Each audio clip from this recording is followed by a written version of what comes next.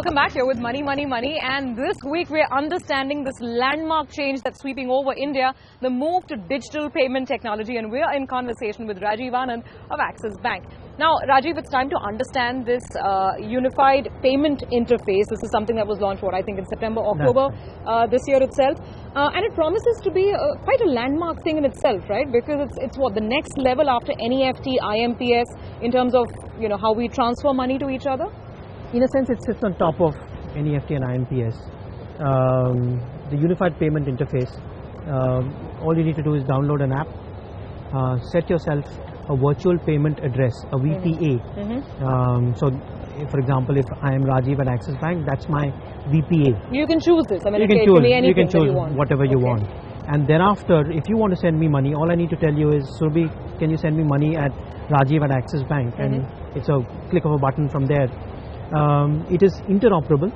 What that means is that UPI now gives you access from a bank to make payments from a bank account to bank account. So if you, for example, using Axis Pay, which is Axis Bank's UPI app, we've got about 800,000 downloads already, and is quite popular. You can be a customer of any bank, but you can use Axis Pay. And you can be transferring money from, let's say, State Bank of India to Canara Bank using Axis Pay. So the interoperability that UPI brings is phenomenal. So remember that in a wallet, so if you put money into a wallet, unless so the merchant is accepting that particular wallet, it's not of much use. But here it is effectively giving you access to all bank accounts on one side and bank accounts of merchants on the other side. Sure. So as long as the merchant is willing to share his UPI or VPA, the virtual payment address with me, I can make a payment from any bank account. To go back to the example that we were talking about just before the break, the chaiwala will tell you, now please send me money at chaiwala at Axis Bank, and you just type that in, pay 50 rupees, and you're done. Okay, so what we're going to do now, we'll get to the chaiwala in a bit, but first let me see if Rajiv can transfer some money to me, because what I did on my way to the Axis office is I got myself a VPA, a virtual payment address. That's what it's called. Now the thing is that I am banking with a different bank, so I'm using iMobile, for instance. No problem. And I'm called Surabhi Upadhyay at ICICI, and since it's early adoption, I actually managed to get an ID which is exactly my name as well. So I'm Surabhi Upadhyay at ICICI.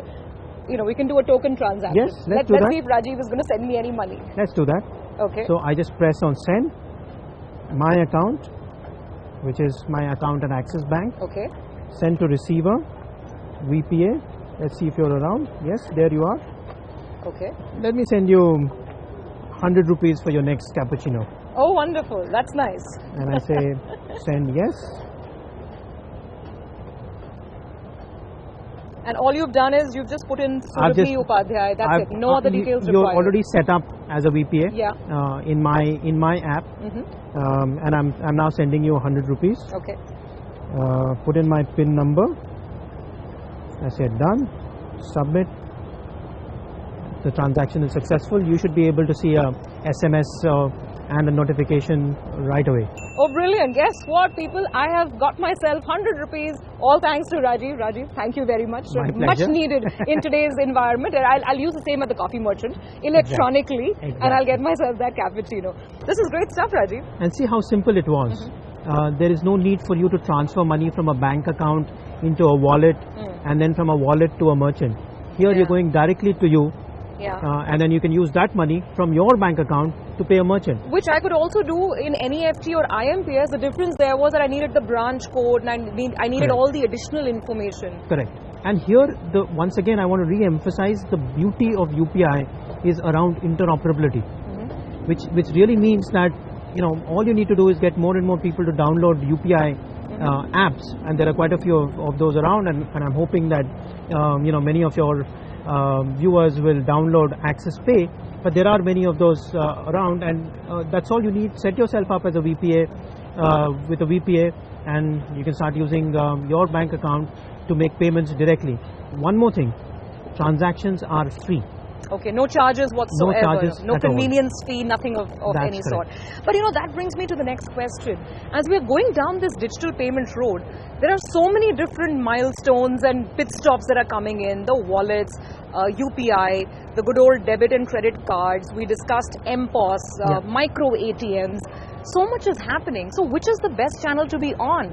And, will wallets survive? Should I actually have a wallet? Should I think of, getting myself a VPA? I'm sure consumers are confused. Too early to make those calls, Surabhi. I think we are seeing a generational shift in terms of payment options that are available and payment choices for the merchants. I think the market will settle over a period of time. And my own belief is that people will use debit and credit cards for the larger value transactions. They will use things like UPI, wallets perhaps, or whatever is the most convenient for the smaller value payments. But okay, let me ask you from a personal experience standpoint. Viewers who are watching Money right now and are thinking of going digital, which are the 2 or 3 or let's say 4 digital platforms that they must be on in order to bring certain seamlessness into their lives? So if they're just starting out, what are the number 1, 2 or 3 digital money options they must have? Use your debit and credit card. Sure. Use your bank's mobile banking app, which is typically loaded with features, and now use UPI. I think if you have these 3, and as the merchant network for UPI begins to build over a period of time, you don't need anything else. Okay, well that's fantastic, and it's been a quick crash course in understanding the way digital payments are evolving. But when we have a banker here with us, how can we leave without asking the most obvious questions? And you know what's coming, right? Well, we've just seen the largest bank of the country announce some pretty path-breaking changes in interest rates, and that's been, of course, on the bulk deposit side. Overall, we're hearing how bond yields are falling, whether the RBI is going to be cutting rates anytime soon or not. So, what should retail customers look out for in terms of interest rates? I think you are going to see deposit rates come down, but I think what is moved is how much of the money that's come in will continue to stay. I mean, clearly banks are flush with liquidity today, but once this sort of scheme closes, how much of this money will remain is moved, and that in a sense will determine where deposit rates will remain. But I think fundamentally deposit rates sort of will come down, and that will translate into lower lending rates as well sometime into the future. Well, that's a really optimistic note, Rajiv. Thank you so much, and thank you for teaching us the basics of digital payments and how this world is really moving. It's been an absolute pleasure. Thanks for having us over. Thanks for having me, Surabhi. Thank you very much. Well, that's it on this week's episode of Money. We'll see you again next week.